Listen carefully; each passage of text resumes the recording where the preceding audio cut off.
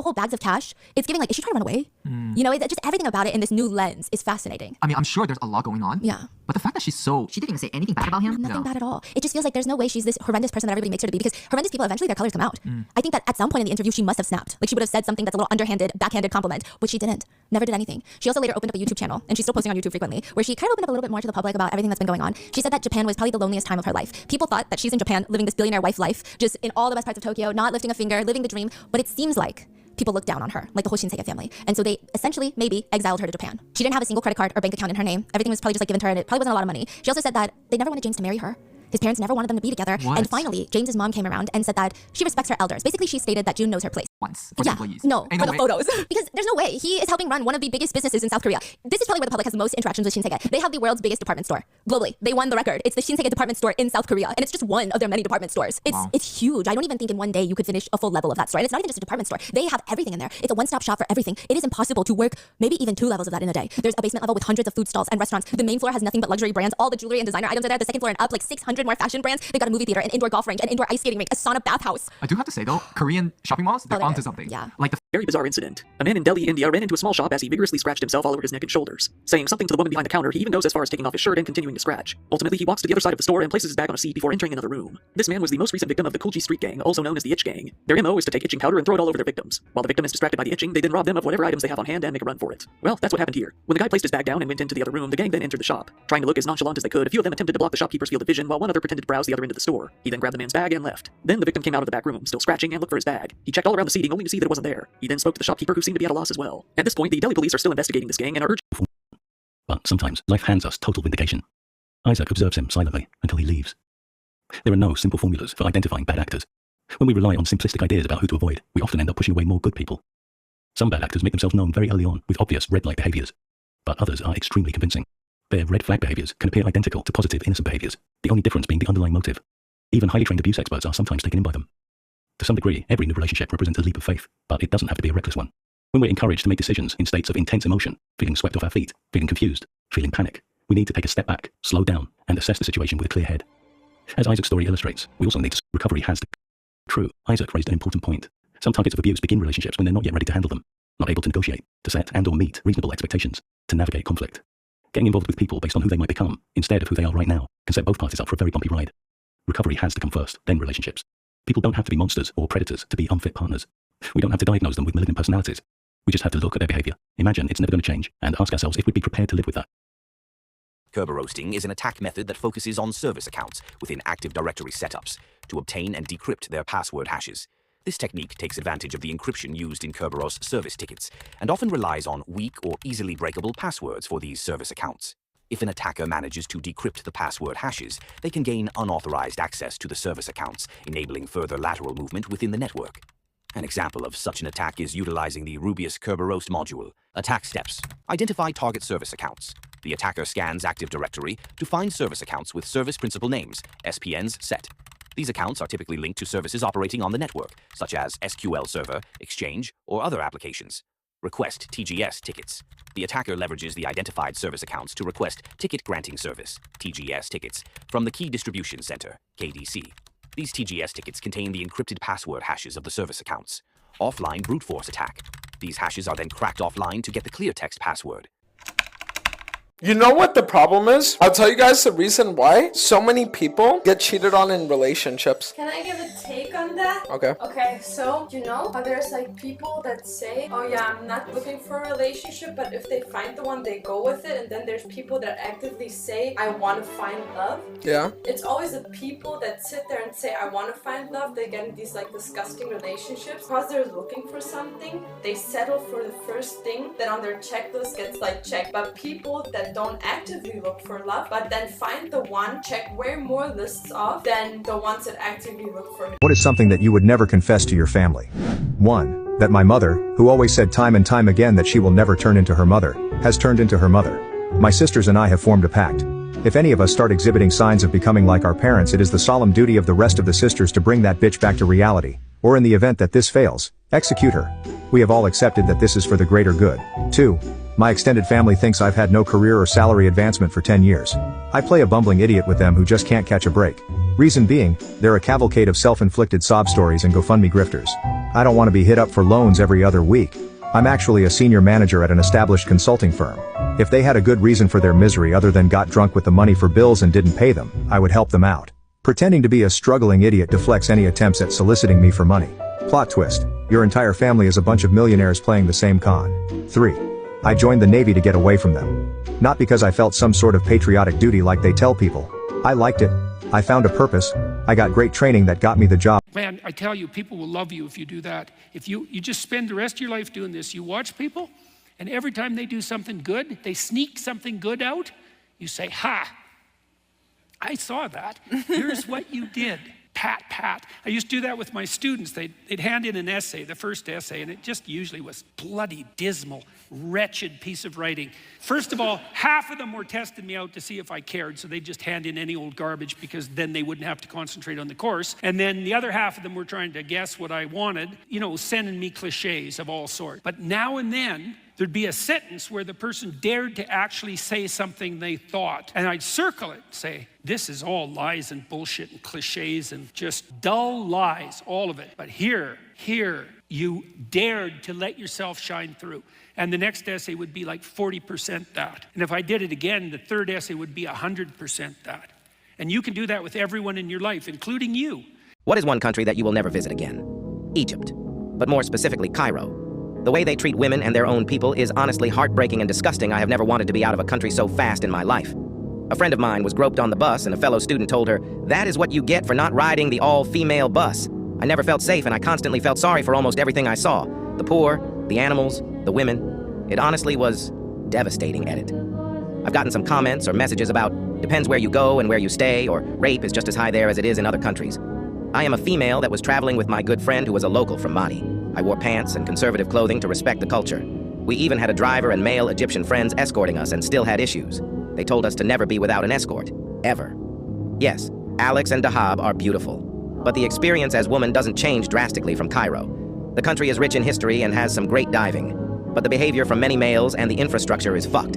If you're interested in learning something new, look up Garbage City in Cairo. That should give you an idea of some of the poverty levels happening there. Here are some deep thought-provoking questions to ask someone to know them better. 1. This isn't so much a question but a little game you can play that can help break the ice and let you know how well you mesh together. If you're at a place like a bar or restaurant, look around the room and try to come up with backstories for other people there. It can be a lot of fun and takes some of the pressure off, while getting you two talking to each other and getting a feel for each other's sense of humor, personality. It can tell you a lot about a person. For example, I played this while out on a date with this girl and she managed to take all the fun out of the game by being ridiculously cruel in all her assumptions for no real reason at all. It felt like she was projecting issues she had onto these people. Like one guy was sitting at the bar alone.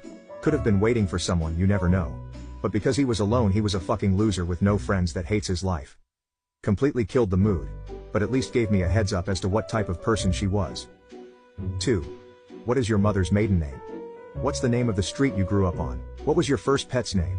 What are the 3 digits on the back of your debit card? When you do speak, do you look at people when you speak? Do you project your voice? So it's called paralinguistics. Everyone's so focused on what they say, like reading my notes or reading my agenda. They don't think about the tone pitch of the voice. How are you delivering this? Are you projecting your voice? Do you talk like this when you speak? I have a question. I just want to share something. People are gonna glaze over. I have a question. Even just the tone. Hi, I'm Evie. Hi, I'm Evie. Feels different. Those are simple things you can do to make sure people hear you. The other thing is, don't just talk to talk. There's this thing out there, and especially with women, where it's like, make sure they hear you. Make sure your voice is heard at the table. I'm fine with that. Do you have something beneficial to say or a value to say? Because if you don't say anything. Half the meetings I go to, I don't speak. I have nothing to say. Where people think like, I have to talk because everyone tells me I have to talk, make my voice heard. No, shut up. With the peace that women feel in their solitude. Men fall in love with appearance and women fall in love with behavior. This is why men tend to say, I love you first. And it's kind of wild, this fact, because it explains why women have an easier time falling in love with somebody when they're around them, while men have an easier time falling in love with somebody when there's space to think about them, miss them, and idolize them. husband, a former South Korean intelligence agent, and 2 children, 56 years old, and still fearful of retaliation from North Korea over her defection. Hitmen specialize in doing the dirty work that their organized crime or murderous regimes don't want to do themselves. However, unlike Hollywood movies, most hitmen aren't highly trained killers, merely thugs with a willingness to commit the violence the rest of us rise above. Also, like Hollywood movies, the vast majority of hitmen are taken down after their first killing, thanks to an extremely efficient criminal investigation system. And if the long arm of the law doesn't get them, hitmen are typically done in themselves by others they've angered or offended in their very short and violent careers. Who is the most prolific hitman? Rolex Dave, to his friends and enemies, was gunned down outside of a Hertfordshire gym with an AK-47. It was thought to be the first time such a powerful assault rifle had been used in a British gangland slaying. Though the gun suggested a degree of financial muscle and organisation, the gunman was still caught after a plastic glove covered in prints was left in a getaway car. Crime doesn't pay. All that risk and minimal reward, days, weeks, months of painstaking planning and paranoia for an average fee that doesn't even top 20k. It isn't a glamorous profession. Violent people, casually capable of appalling acts of violence, are rarely as charming or clever as the films or computer games rely on making out. That isn't to say that they're just a spook story. With the right contacts, perhaps it wouldn't take all that long to find a killer the old-fashioned way, through word of mouth or clandestine underworld networks. But if you're thinking about taking that search online, there's an overwhelming chance you're talking to a scammer or undercover law enforcement. The Man Who Knew Too Much was released onto YouTube in September of 2021 by the channel Independent POV. The documentary discusses the crucial 3-decade gap in Northern Ireland's fight for independence and unity. One half wanted to separate from the UK and join the Republic of Ireland, while the other half wanted to remain part of the UK. Republicans and loyalists fought brutally, causing death and destruction in their own streets. The documentary would focus would discover an underground pedophile ring happening in the Kincora boys' home. This home is fabricated, everything. But when a man spends his life lying to the told, all of the lies he was paid to write, these 2 events would cause Colin Wallace to abandon his position and to go tell the world the truth. All of the lies he told, all of the lies he was paid to write, all of the campaigns fabricated, everything. But when a man spends his life lying to the public and then turns against the government, there truly is no one by his side who can trust him after all of the harm he's done. What remains chilling, however, is that Wallace states that many of his tactics that he implemented back then are still being heavily used to this day. There are still slaves in the world, also known as slave trade in the world today. The following film contains graphic material such as slavery, human trafficking, sexual assault, child abuse. Released in Italy in 1964, this documentary stands out from some of the others in this list, as the other films all contain simply one director or one editor. The starting screen gives its fair warning. I've come across Mondo films, or shockumentaries, in the past that aim to be pseudo-documentaries and take something sensational or disturbing, usually something widely regarded as taboo such as death or sex, and present them to the audience matter-of-factly in order to convey a message. Shirazaki Kiyotake. Accident. Fuck, there's 2 separate files that both are described to remotely cause individual to hear voices via EMF waves, imperceptible to everyone else. A literal schizophrenia gun. I mean, with all of this, it's not so hard to believe the victims. There is documented proof that the government has had no issue with the idea of toying with controlling thoughts and behaviors of other human beings. There is a book that you can buy, or you can just find a PDF of it online, called The Reality of Psychotronic Weapons Today, written by Preston Bailey, PhD. The book covers many different patents and weapons that the US government has funded, including a distributed sound and light array debilitator, also known as the puke ray. It generates lights and sounds in a specific manner to overload the brain. Prolonged exposure can result in even more unpleasant effects, including nausea and vomiting. Bailey even states that there's a machine called the Medusa, a weapon that creates audio to disorient targets, but it goes completely unnoticed by the human ear. It apparently uses pulses of microwave radiation to generate shockwaves inside of a person's skull. Okay, yes, so there's weapons made probably for wars. If you're a target, in other words, we'll make sure you notice, and that you look for similarities. In my experience, it's more of an art than a science. If you're a target, in other words, we'll make sure you notice, and that you look crazy for doing so. How to tell the difference between a coincidence and a gang stalking incident? Per Goldfinger, once is happenstance, twice is coincidence, 3 times is enemy action. A coincidence can still happen 3 times, but the odds of it being just a coincidence go way down after that. I'm basing this on how long it takes most people to notice the difference, of course. We've had some oblivious motherfuckers who get followed for years without picking it up. Someone in the last thread asked us if we only work for governmental organizations, and the answer is, technically, no. We are a private practice to keep things plausibly deniable on the parts of our employers. So in effect, anyone who can afford our fees can employ our services, regardless of affiliation. The trick is, anyone with that kind of money generally is either formally in the government or so influential, they might as well be. There have been exceptions, but they're rare enough to count with one hand. Why do people get gang stalked? Why did it only happen to me frequently when I was at my weakest? Now when I'm stable, they rarely show themselves. There are many reasons, and the rule of thumb is that if you are, you probably know why. Not always, of course. And the more unstable targets will start talking astral fairy magic out of the gates. However, anyone who says they're being followed because they know state secrets or have other information are probably right. From the perspective of the powerful, having someone killed or disappeared is unreliable. People prepare for the potential of getting killed, but what they don't prepare for is being made to look insane, far less being driven to that point. It's a slow burn, and it risks information leak, but it allows you to neutralize leaked information once the source starts talking about gang stalkers. The user's thread lasts for hours, with users asking about personal connections, experiences, and military involvement, and being given vague answers. What are some signs that you might be dealing with a psychopath? They lie a lot, but unlike pathological liars, who will just lie for the sake of it, a psychopath's lies are a lot more goal-oriented. They are also very charming. They've learned how to appear as likable as possible, ultimately to get what they want. This also makes them great storytellers. Because they're so impulsive, a lot of them will lack long-term goals. This impulsivity, mixed with a lack of care for others, means they are a lot more likely to get a DUI or not pay child support. Typically, another sign that you might be dealing with a psychopath is that they take a very unethical unethical approach to life across a very wide aspect of it. Cheating in school or in sports, cheating on partners, or cheating in the workplace. Psychopaths tend to think that they're superior to everybody else, which makes them bad team players, again, across a wide area of life, but it also makes them reluctant to take advice from other people. They also get bored very easily, and one theory is that they're hardwired to be more under-aroused than most people, which means they'll keep doing exciting things in order to feel normal. This is the biggest mistake people make. People who are socially anxious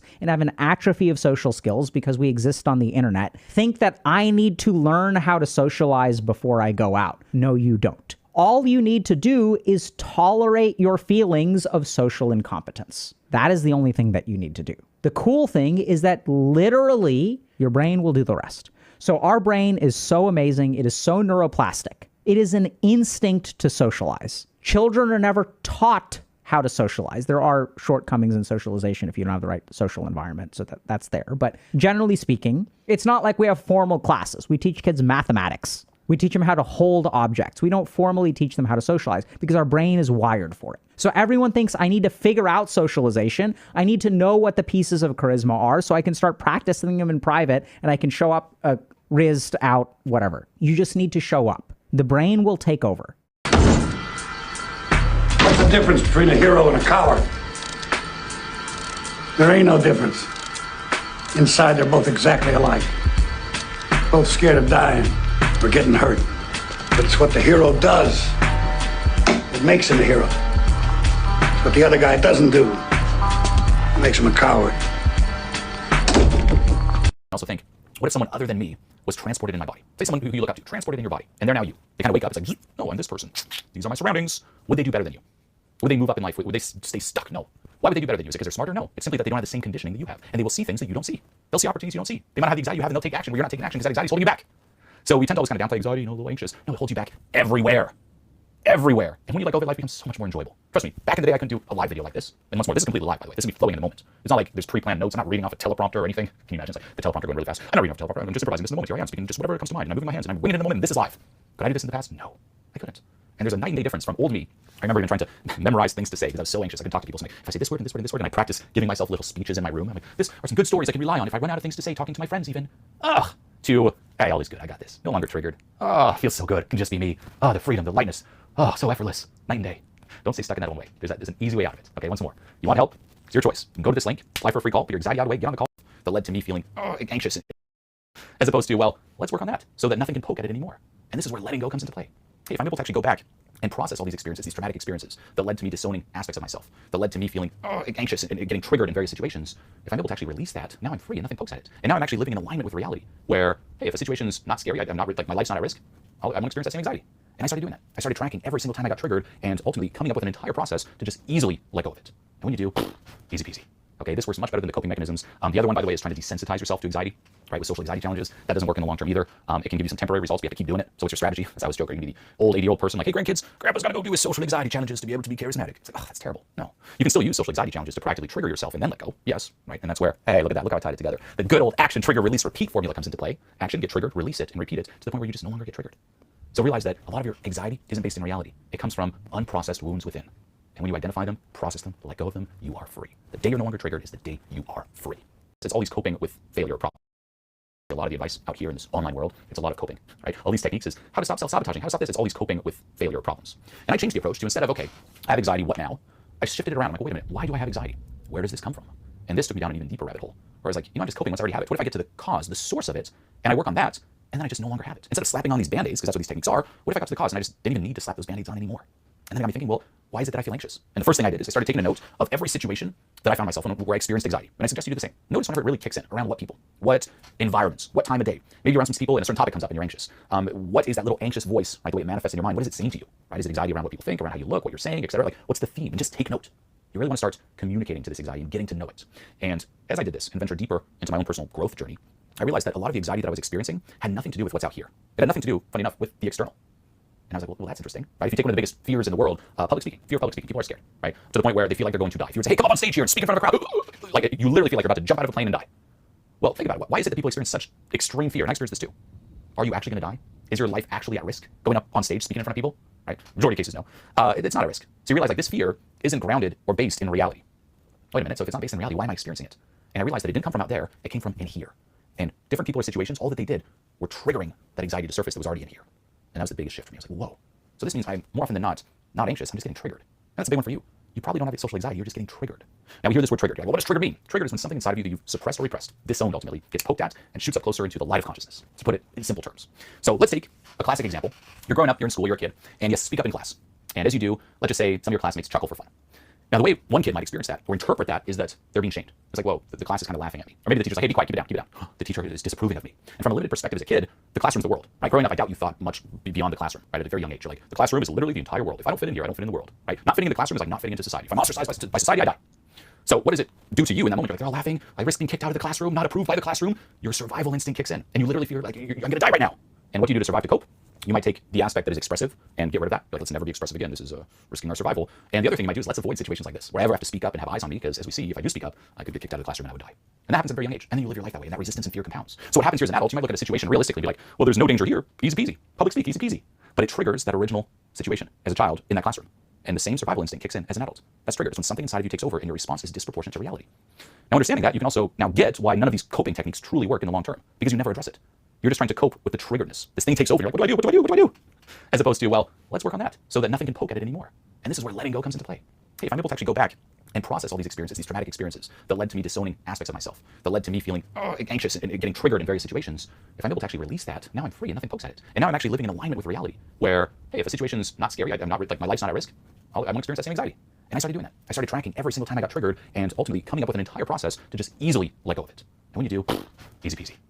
Is that it never truly got to the cause. And I also asked myself, well, do I want to be the person who is always, okay, let's be Ross now, let's be Ross now? And it's like, no. Okay, so I really reflected on this, and I started refining my knowledge when it comes to social anxiety, diving deeper down this rabbit hole, and I expanded it into a formula. Okay, it's a 3-step formula that I started applying everywhere, and I highly suggest writing this down. The formula goes: action, trigger, release, repeat. Which, by the way, this is how you know it's live. That was not the formula. Here's the formula. Scratch that. But that is a great formula when it comes to letting go.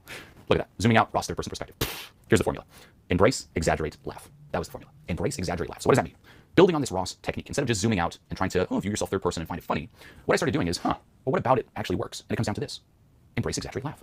Where anytime you're in this anxious situation, number one, embrace it, don't resist it. I'm sure you've heard the saying, whatever you resist, persists. So don't resist it. That just makes it worse. Oh, I'm anxious. Oh no. And that's why a lot of that advice, like, just don't be anxious. Don't be anxious makes you resist it and just amplifies it, compounds it. So number one, embrace it. I'm anxious. Yes. You can even take on this mindset where imagine you were raised in a world where anxiety was at the pinnacle.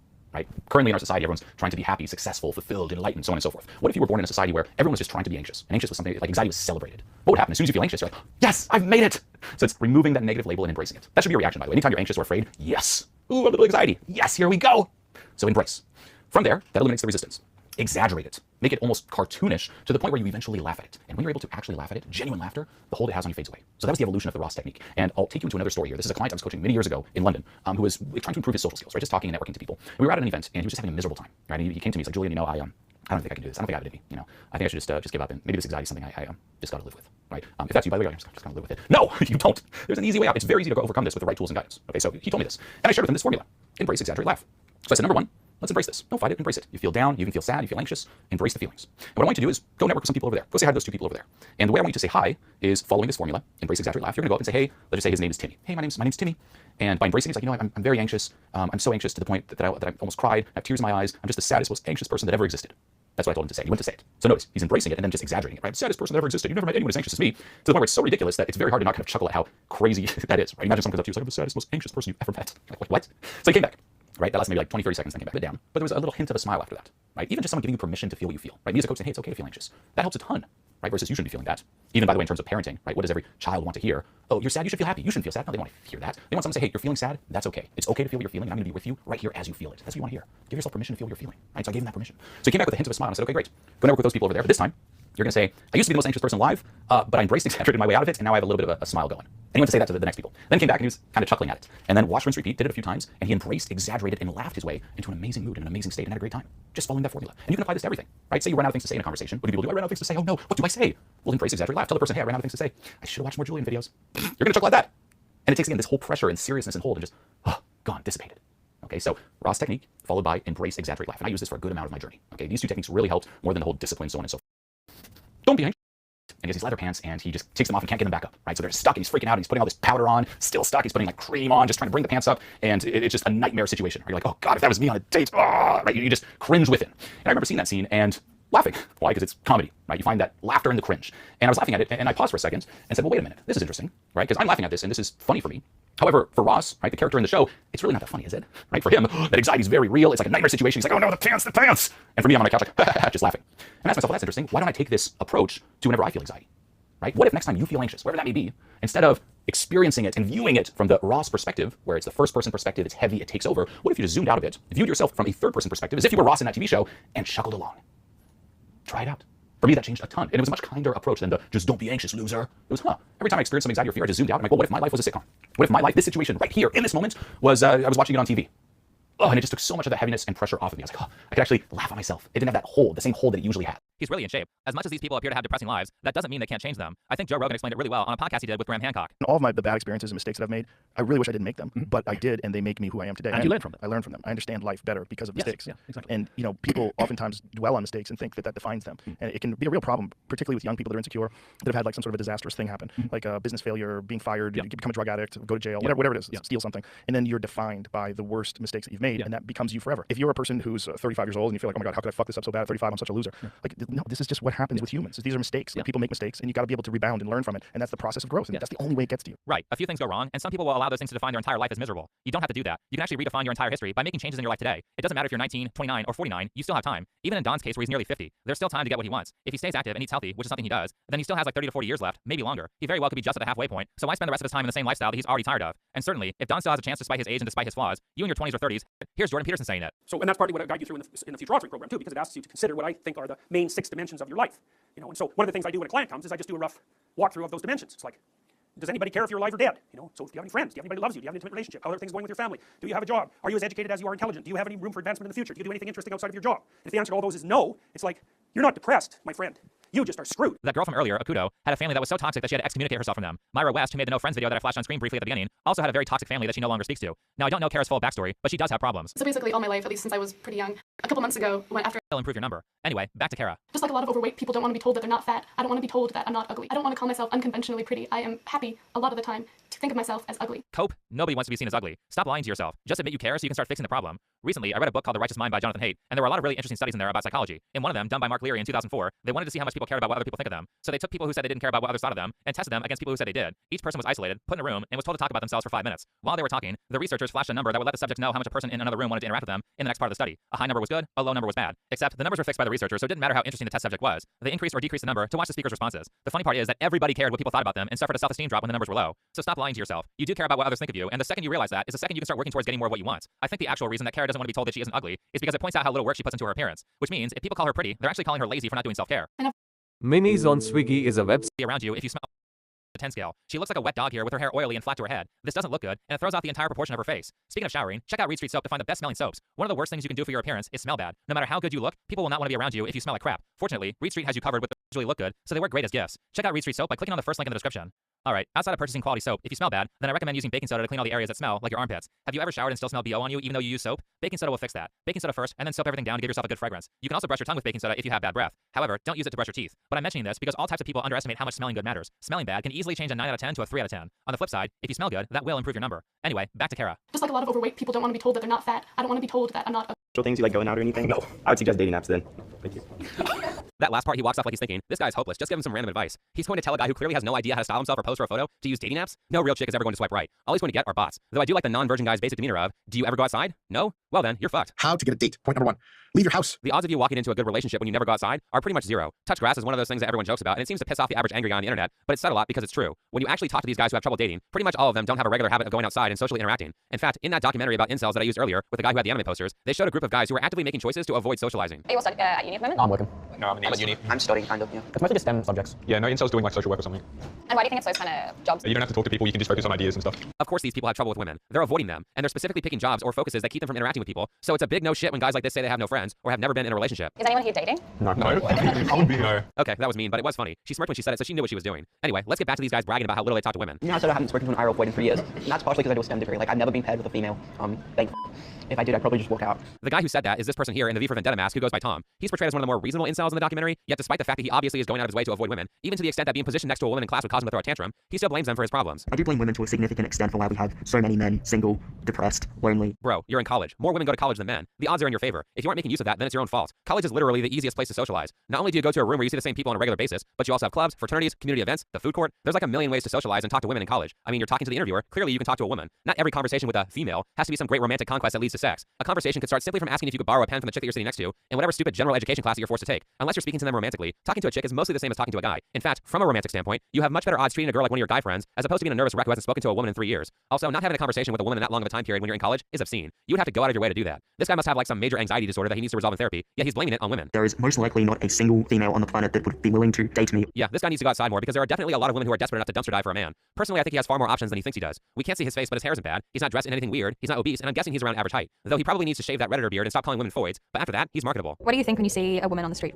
I don't feel like I live in the same society as her. I think that every woman who encounters me on the street is inherently disgusted by me. I'm physically unattractive, I'm visibly autistic, and I have no experience speaking to females. So anxiety is definitely an issue. He thinks that the women he encounters on the street actually care enough to process the negative thoughts that he thinks they have. Real talk, nobody out in public cares about you. They're all focused on their own stuff. Though I bet a part of the reason that he doesn't talk to women is because he's one of those guys who thinks that they won't like him because he's too inexperienced for his age. Honestly, nobody in real life actually cares that you're a virgin except for you. No girl who would date you is going to care about your lack of experience as long as you act like a man, are honest about it, and are doing well in other aspects of your life and other aspects of your character. The only girls that care about a guy having lots of sexual experience are girls who want short-term relationships. The girls that you actually want and who are actually worth dating don't mind because you can just resolve your lack of experience in the relationship. There are much more pressing issues than sexual experience, like finding a person that you enjoy being around long term. This guy Tom really just needs to stop being a pussy, stop blaming women, and go out and interact with people socially. However, what if you have zero social skills like this guy here? Why do you think you've not had much success with women? Personally, I'm a very small guy. Like 6 foot guys are a lot more successful. I don't know how to talk to women or anyone. This very socially awkward guy is ironically named Raymond, if you get that reference, and he's the guy from before with all the suspicious anime posters. I go to the gym 6 days a week. I want to build a good amount of muscle and get lean and shredded. It seems that a lot of people have been successful with that.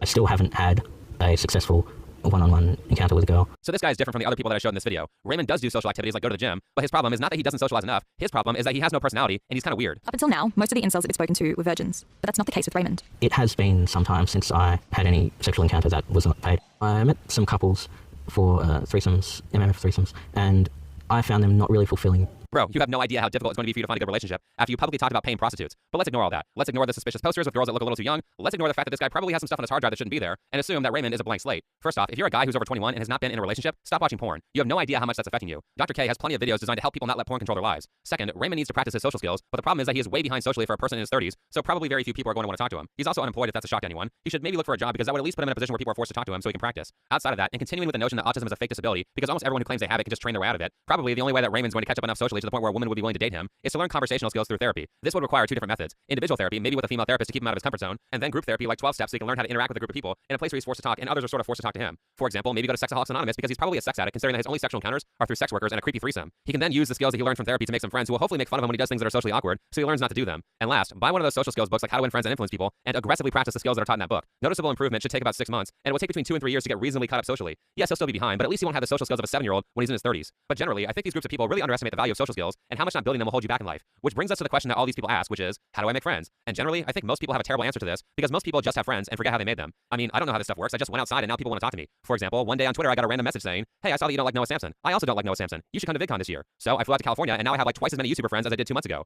Now, most people make friends in school, so if you're in school and you can't find excuses to meet people like Tom from before, stop complaining. You have daily meetings with the same people, sports, clubs, events. There are plenty of excuses to meet people there. But if you're past the age of 22 or so and that time is gone, then you need to be looking for excuses to go outside. I collect classic video games and I can either buy them on eBay where everything is overpriced but more convenient, or I can go outside to a local retro game store and oh shit, this store has Super Smash Bros. Tournaments every Friday, and a lot of people go to those. Not only that, but there's a hobby store across the street and they have a bunch of tables set up for Magic the Gathering or Yu-Gi-Oh! All I wanted to do was go to the store to get my Street Fighter Alpha 3 disc cleaned, and I came back with the option to become a part of an entire community that I never would have had if I bought a new copy online like I wanted to. So it's stuff like that, and it can be that simple. It could be going to the gym because everybody should be doing that, or it's stuff like I know if I go out for a walk at 11 a.m. around my neighborhood, nobody will be outside. But if I go around 5 or 6 p.m., tons of people will be walking their dogs or interacting with other people. You need to put yourself in a place that has people in it. The problem with those like Tom and his online incel friend group is that they aren't trying to find excuses to do this. They're actively avoiding it. So of course they can't find a relationship. And I think another part of this is that they genuinely don't see the value of having friends, which not only puts them behind socially, but it also puts them behind in terms of skills. Friends can teach you a lot of important stuff. One of the messages that I really like from the animated show Avatar: The Last Airbender is that the main character Aang learns most of his fighting skills from his friends, not from an adult who is way outside of his age group. It shows that friends are not only there to spend time with and support each other, but they're also there to teach you things. There have been a number of times in my life that friends have taught me how to solve difficult problems that I never would have been able to figure out on my own. So to those of you who aren't taking the time to build social skills, you're missing out on a lot. Now, if you are really lost on where to meet people, you can always search the internet for stuff. TikTok is great for finding out what's in your local community. You can type in things like things to do in Dallas, Texas, video games Dallas, Texas, sports Dallas, Texas. And while TikTok is mostly a female-centric platform, so you're going to be finding a lot of stuff that women think is fun, guys can still find good places to go. Also, if you're smart, you can use that to put yourself in places that women like like to be. Spend an hour looking for something to do. It's not that hard. I'm sure you'll find something that you like, and I've had tons of fun experiences because of stuff I found on TikTok. Make it a goal to do one new activity per week, and you'll be surprised at how much something that small will improve your life. Anyway, thanks for watching. Follow me on Twitter, and I'll see you in the next video. But to see their work. A good haircut is him doing a better job with his hair on accident. Something like this is more of what you want. But do not underestimate how important taking care of your appearance is. Somebody says you don't have to be attractive if you're super funny. That's not true. People will not like you if you're ugly. It's a very low intelligence form of feeling, but it's incredibly prevalent. And yeah, people just won't like you. The reason why I'm saying this is because I've experienced it a lot myself personally. And it's people that they don't even listen to what I'm saying. They're just like, this guy's weird looking. Like, what the fuck? I don't want to listen to him. Fuck this guy. I hate this guy. It's like a trigger for some people. Yeah, exactly. Like, it makes them mad to look at you. Like, you don't even get a chance. Asmongold is not kidding. Despite living a degenerate lifestyle, if there's one thing he knows really well, it's how to be popular. But taking care of your appearance is extremely important. Most people are ugly by choice, and people will treat you way better if you're attractive. Appearance is not something trivial that should be ignored. Now, it's not everything, but it is important. Even if you do have bad genetics, you can probably still vastly improve the way you look by taking care of your diet and learning how to present yourself. Finishing up with Walter, this is all not to say that everything in his life is bad. He's actually been doing some pretty good things over the past year. In October of 2023, he got sober from weed for the first time in 9 years. For someone who was smoking multiple grams a day, this sounds like a pretty impressive feat, and I don't think he's gone back to it since. Also, despite his spurging out about Death Cab for Cutie earlier, he's not just an autist, he's actually a pretty decent musician. Let's listen to a few seconds of what he's got. I think I liked it. Is the least straight thing that I've seen a guy do in a while. So Walter, if you're watching and you want women to like you, then you need to start acting like a man. Think like Henry Cavill. Henry Cavill is the biggest nerd on the planet, like a turbo nerd who reads fantasy novels. Yet women still like him because he's masculine. The easiest way to fix this problem is to maybe get some masculine hobbies or just go to the gym. And when I say go to the gym and lift weights, this is not some tremendous or impossible feat to accomplish. Most people probably don't know this, but your growth is insane when you first start lifting, and then it tapers off and becomes much more difficult as you get stronger. Walter looks like a twig right now, but in 3 to 6 months of beginner lifting mixed with a proper sleep schedule and a good diet, he could double his size, which will not only make him look more masculine, but also help him fill in his clothes better. Now, of course, if he wants to do the 2 to 4 years it takes on average to achieve his genetic limits, then he can. But personally, I think he'd look fine with no more than 6 months of weightlifting. It's honestly shocking how much better a tiny bit of lifting will make you look. If you don't know anything about how to weightlift, then you can check out Alan Thrall for exercise form, and Jeff Nippard or Dr. Mike Israetel for the science. It's important to study up because if you don't understand how to do the lifts properly, then you'll get injured, and if you don't understand the science behind what makes muscles grow, then you'll waste a lot of time. As for Walter's hair, he needs to watch some hair care tutorials because it always looks dry or messy. I'm sure he can't see it now, but once you learn how to style your hair, you would never go on camera like this, and he constantly goes on camera with bad hair. Now, as for how to style it, that's a little more work. Unfortunately, it looks like his hairline is receding, so that makes it more difficult. If you have a receding hairline or your hair is thinning, there's not much you can do to get new hair other than a hair transplant. But even in that case, it's not new hair, it's just hair from other parts of your head that are hopefully DHT resistant. Outside of that, there is a bunch of stuff you can do to slow the hair loss or prevent it, and for knowledge like that, this channel here is very good for letting you know what you can realistically do. Be careful about some of the drugs, they can have nasty side effects for some people. At the very least though, you can largely just restyle your hair to cover up where you're balding. There's this TikTok video here where a barber does a pretty good job at taking hair that's thinning and styles it into something that looks much better. If you don't know how to find someone who can do this, then start looking at TikTok videos for your local area. Good hairdressers will typically advertise there, and that allows you to see their work. A good haircut where someone styles your hair can be expensive, but once you know what to do, you can always find someone who can replicate it more cheaply. If you want people to listen to you, stop thinking about yourself. The importance of this point came back to me recently when I was on my TikTok and a post from 2 years ago came up where I stood on my balcony and I was talking about the things that I'd achieved and honestly I was boring myself with it because it was all focused on me, seeing myself as the center of the story. The sad truth of the world is, aside from your friends and your family, people really don't care about you that much and they more care about what utility you can provide to them on their own journey.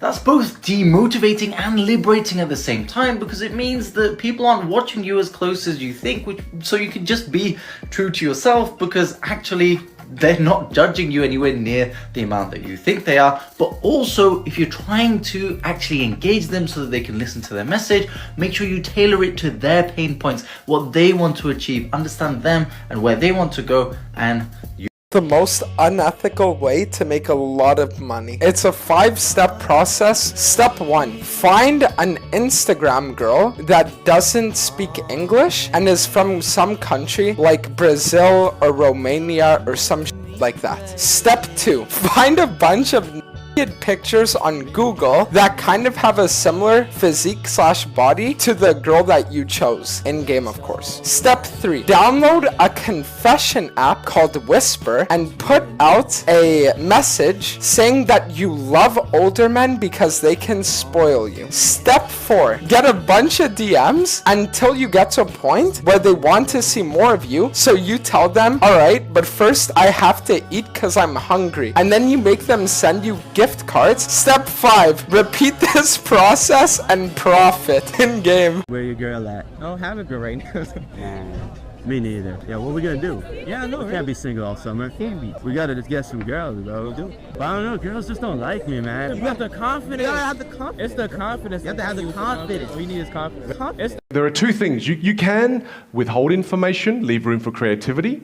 You can add a little bit of spices. However, you've got to remember two things. By you adding to the story, it can't cause harm for people. Like if I told you, hey, I'm a crypto billionaire, invest, blatant lie, that would damage you in your life. So he goes, it cannot damage people in their lives. Second thing, it can't make you look like a hero. Remember those two things, then. And then now you have permission to play. Play a little. The high performers are the ones who give themselves a lot of time to work up to something, whereas people who are low performers, less successful, have very small transitions. I'll give y'all just a very simple example. I'm thinking about my life when I was a degenerate. I would bounce from one form of procrastination to another. I'd play a game for 4 hours and then I'd be like, okay, this is crazy. It's been too long. I'd hop in the shower, right? It's hop. It's not like move mindfully and slowly and carefully into the shower. It's hop into the shower, order some food, go pick it up, jump into a queue. Even the language that we use suggests that our transitions are very small. And if you pay attention to your life, what you'll find is that there is a correlation between rapid transitions and doing the wrong thing. So it's so crazy that we sort of see this already in our lives. And when I work with people who are very successful, what I see is that they give themselves time.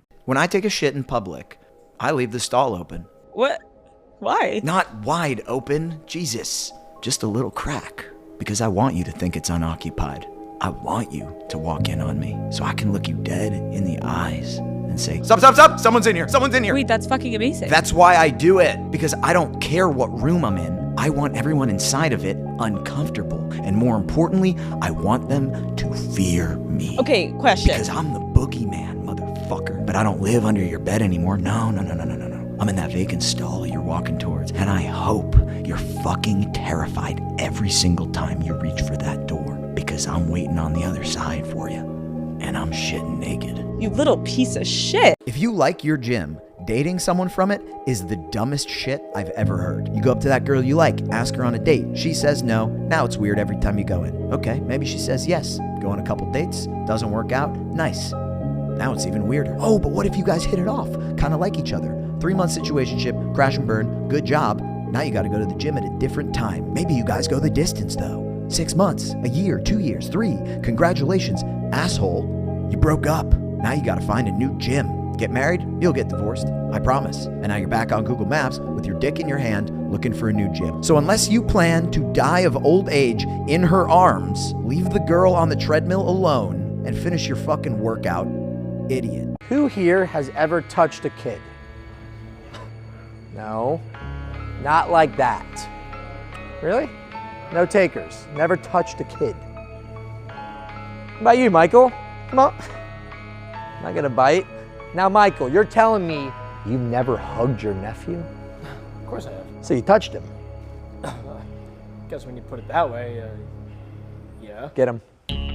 See, Michael here decided to open a salad store directly across the road from a Sweetgreen location that I own. Big mistake, Michael, because whenever I get a whiff of competition, I frame the opposition as a pedophile. All my competitors are in jail, or at the very least, on a registered sex offender list.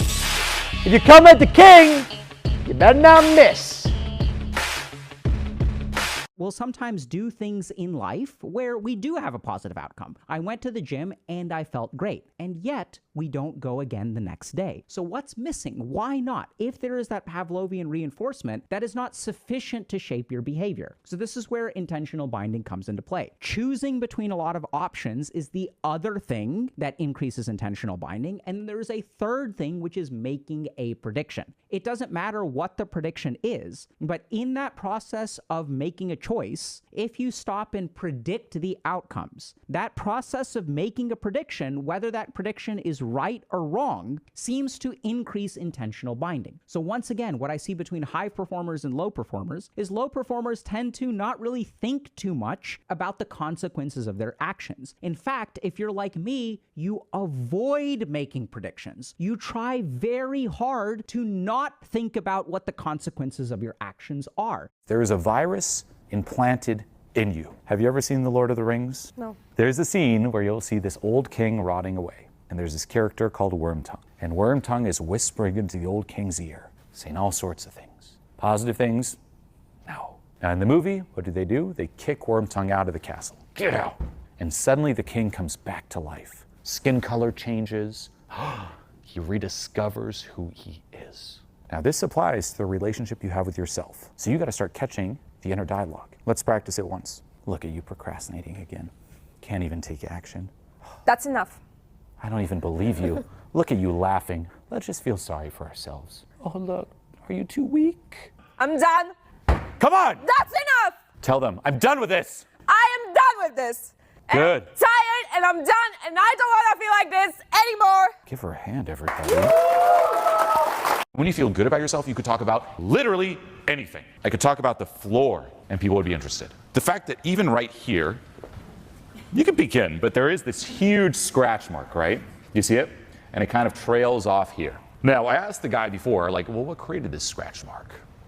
Why are you still listening? Let that land. Why are you listening to me talk about the floor?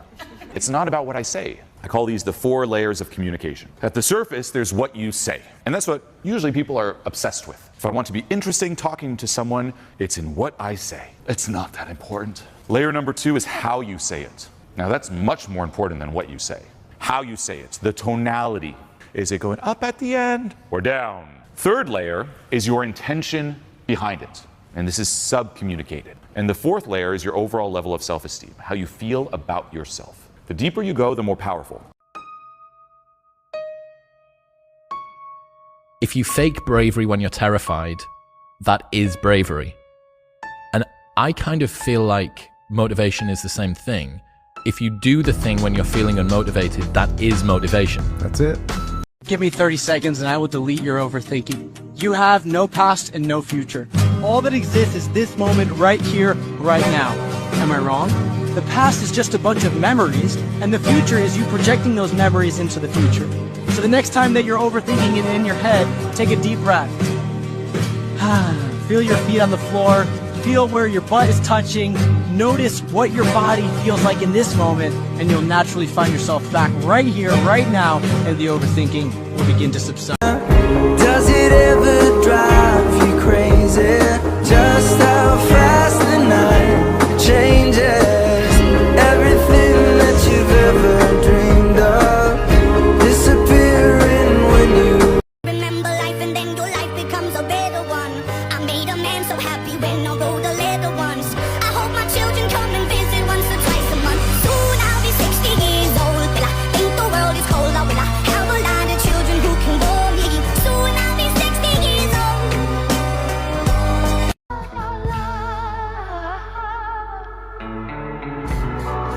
I can see my baby swinging. His parliament's on fire and his hands are. Alright, we could go band for band. Fuck that.